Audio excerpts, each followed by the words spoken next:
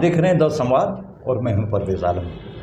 आज हम हैं एक ऐसे डॉक्टर साहब के क्लिनिक में जो कि आई स्पेशलिस्ट हैं, नेत्र रोग विशेषज्ञ, और आप हैं डॉक्टर उमर हसन जो एक बहुत अच्छे सर्जन हैं आई के।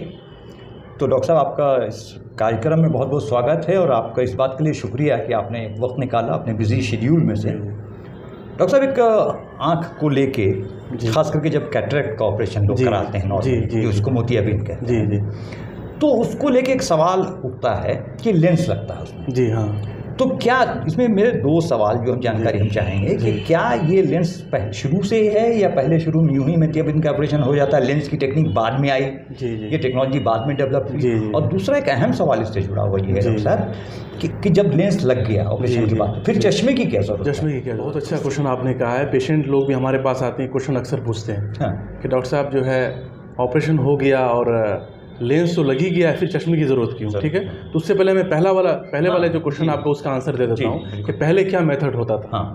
ठीक है, पहले क्या होता था कि लेंस का आविष्कार हुआ नहीं था। आर्टिफिशियल लेंस जो अब पड़ता है आँख में, पहले उसका आविष्कार हुआ नहीं था। तो पहले मेथड क्या होता था कि जो मोतियाबिंद पूरा पक गया, और ऐसा भी होता था कि इमेच्योर में आप लोग, उस टाइम होता ही नहीं था ऑपरेशन, कोई मेथड ही ऐसा नहीं था कि हम इमेच्योर कैटरेक्ट में जो कि हल्का पक गया देखने में लेकिन दिक्कत है, तभी पेशेंट को डॉक्टर साहब कहते थे कि अभी जाइए और जब मोतियाबिंद पक जाएगा तब आइएगा।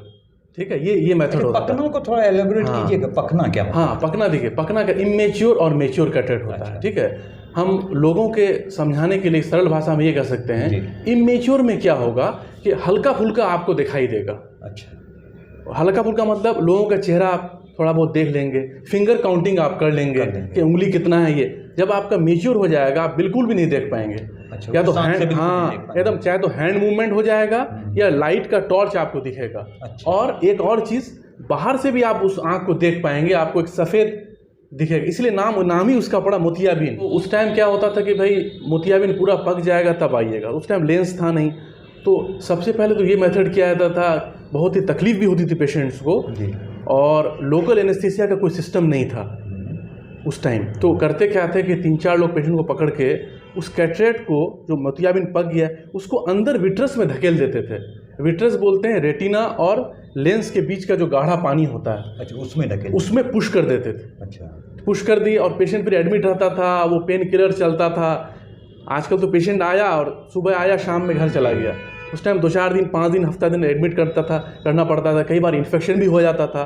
वो ऊपर वाले के भरोसे था पूरा कि बाद में क्या होगा, वो करके निकलता था। और क्योंकि लेंस था नहीं, तो हम लोग उस टाइम, उस ज़माने में लोग करते क्या थे कि एक +10 का एक मोटा चश्मा, अभी भी आप बहुत पुराने लोगों को गांव में देखते होंगे, बहुत मोटा चश्मा लगा के रखते हैं, +10 का। उसी ज़माने का ऑपरेशन है। अच्छा। जबकि लेंस का आविष्कार हुआ नहीं था उस टाइम।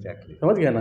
तो उस टाइम जो है ये मेथड किया गया था। बाद में फिर क्या हुआ, आई का विभाग में इतना बड़ा चमत्कार, एक आविष्कार आ गया कि लेंस का इजाद हो गया, artificial lens. Exactly, artificial lens से ये फ़ायदा होने लगा कि अब क्या हो गया कि लोगों को इतना मोटा चश्मा लगाना और जो तकलीफ़ होती थी वो सारी चीज़ें दूर हो गई, और फिर जो है लेंस आ गया, तो फिर जो है पेशेंट को उस चीज़ में आसानी आ गई। अब मेथड क्या करते हैं कि दो तीन स्टेज से गुजरा मोतियाबिंद का ऑपरेशन, लेंस आने के बावजूद भी। लेंस आने के बावजूद भी पहला मेथड क्या होता था, जिसको ECEC बोलते थे। अच्छा।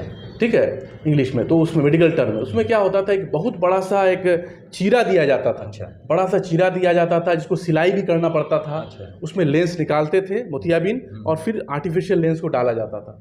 उसके बाद एक मेथड आया SICS, small incision cataract surgery. इसमें क्या कर, जो हम लोग भी करते, अभी बहुत चलन है उसका, बहुत अच्छा सर्जरी है SICS जिसको बोलते हैं। उसमें एक बहुत स्मॉल इंसिजन, नाम ही है उसका, स्मॉल इंसिजन देते हैं। उसमें खास बात क्या होता है, कोई भी सिलाई की जरूरत नहीं पड़ती है। अच्छा। और सिर्फ 10 मिनट में पेशेंट लेटा और ऑपरेशन हो गया, और उसमें भी कृत्रिम लेंस डाल दिया गया। थर्ड जो मेथड, अभी एडवांस मेथड आ गया, इसको फेको मेथड बोलते हैं। फेको मशीन द्वारा जो ऑपरेशन बोलते हैं हम लोग बड़े जगहों में, या हम लोग खुद कर रहे हैं, हरियाणा में भी होने लगा है अब। उसमें क्या होता है, उसमें तो बहुत ही छोटा चीरा देकर एक मशीन जाता है, आई के अंदर जाता है और लेंस को पिघल जाता है और वो उसको सक कर लेता है पूरा लेंस। अच्छा। और कृत्रिम तौर पे ही जो है, आर्टिफिशियल तौर पे ही वो जो लेंस होता है, फोल्डेबल लेंस डाला जाता है, फॉरेन लेंस उसके अंदर इंजेक्ट कर दिया जाता है। अच्छा। तो ये अभी सबसे बेस्ट मेथड आ गया है। अच्छा जी। ये तो उसके बाद भी चश्मे की जरूरत रहती है। हाँ, ये देखिए, ये जो क्वेश्चन है बहुत अच्छा क्वेश्चन है। देखिए, इसमें हमको ये समझने की ज़रूरत है कि मोतियाबिंद का जो लेंस है, मोतियाबिंद हम सर्जरी हो गया हमारा, ठीक है ना। उसके बाद हमने जो आर्टिफिशियल लेंस डाला, ये डिपेंड करता है चश्मा की हम किस तरह का आर्टिफिशियल लेंस डलवा रहे हैं आँख में। अच्छा। बेसिकली 2 तरह का आर्टिफिशियल लेंस होता है। पहले को बोला जाता है जाकर के आपको मोनोफोकल लेंस। अच्छा। दूसरा वाला लेंस होता है, इसको बोला जाता है मल्टीफोकल लेंस। अच्छा। मोनोफोकल नाम ही है मोनोफोकल। उसमें क्या होगा, मोनोफोकल लेंस आप लगाएंगे, दूर का आपको दिखाई देगा, बिल्कुल क्लियर दिखाई देगा दूर का, ठीक। और नज़दीक के लिए आपको चश्मा लगाना पड़ेगा। अच्छा। ये हो गया मोनोफोकल। दूसरा जो लेंस की मैंने बात की, उसमें मल्टीफोकल आता है।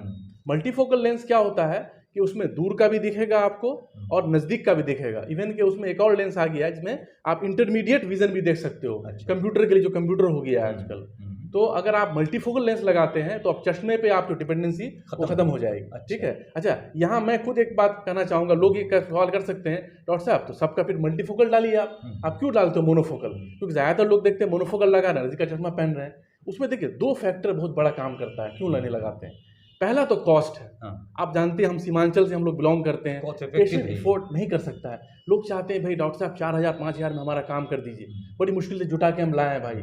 और मल्टीफोकल का दाम डबल या ट्रिपल भी हो जाता है। 50,000 रुपये से स्टार्ट ही होता है एक आंख का। अच्छा। तो 2 आंख में 1 लाख रुपए उनको लग जाएंगे। ठीक है ना, कॉस्ट ज़्यादा, कॉस्ट इफेक्टिव थोड़ा सा नहीं पड़ता है मल्टीफोकल का। एक तो ये हो जाए। दूसरा क्या होता है, मल्टीफोकल हम 2 तरह के पेशेंट पे नहीं यूज़ कर सकते हैं। एक होता है ग्लोकोमा के पेशेंट में। अच्छा, उसमें नहीं, ग्लोकोमा में हम नहीं यूज़ कर सकते हैं। दूसरा क्या इसमें नहीं कर सकते हैं, जिनको पर्दे का कोई बीमारी हो, रेटिना का। अच्छा, रेटिना की कोई बीमारी अगर है उनको, ठीक है, मल्टीफोकल लेंस हम लोग यूज़ नहीं करते हैं उसमें। तो 2 इसमें, एक तो ये चीज़, 2 बीमारियां आ गई, और ये कॉस्ट इफेक्टिव होने की वजह से कॉस्ट कम है। जी, तो हम लोग ये पेशेंट को कन्विंस कर देते हैं कि अरे कोई बात नहीं, आप नज़दीक का खाली चश्मा सिर्फ लगाओ और डिस्टेंस का आपको दिखाई देगा। ये जी।